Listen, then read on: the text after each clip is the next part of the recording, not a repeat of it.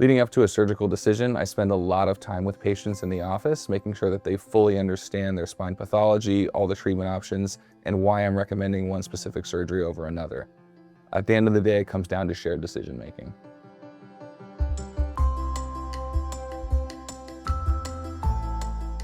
In my practice, I treat a wide range of spine pathologies, from simple back and neck pain all the way to complex deformities, spinal cord compression, and even traumatic injuries.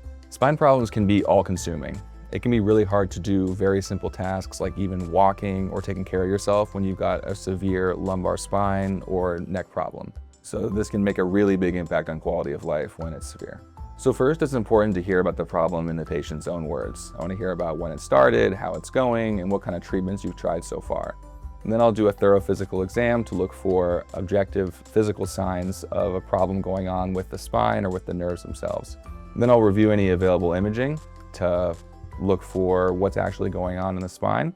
And then I'll put it all together and see what the problem is, how it's affecting the patient, what we've tried so far, and then we can decide together what to do about it.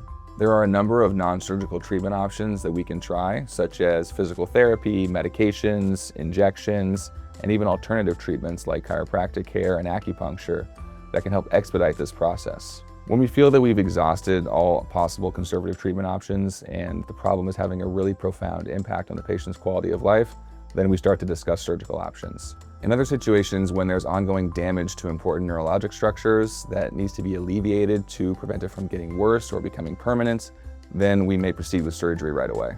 Generally speaking, the goal of surgery is to get patients out of pain and back to doing the activities that give their life meaning.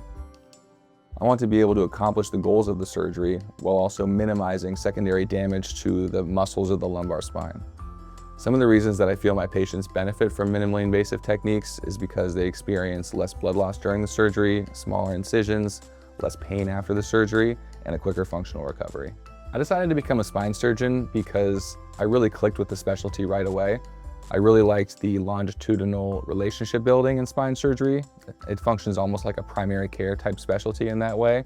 I also really like the hands-on aspect of surgery combined with the puzzles of putting together a patient's neurologic exam with the imaging and their symptoms. Relationship building is really important to me because I understand that trusting someone to perform a spine operation on you or a loved one is a huge deal, and I do not take that for granted. I love getting to know my patients. I love teaching them about the spine, coming up with a plan together, and then executing it in the operating room. I know that patients have a lot of choices in this area in regards to where to get their care. I believe that they should choose MedStar Health because it takes an entire team to deliver top-notch orthopedic and spine care, and MedStar has the best people in the business.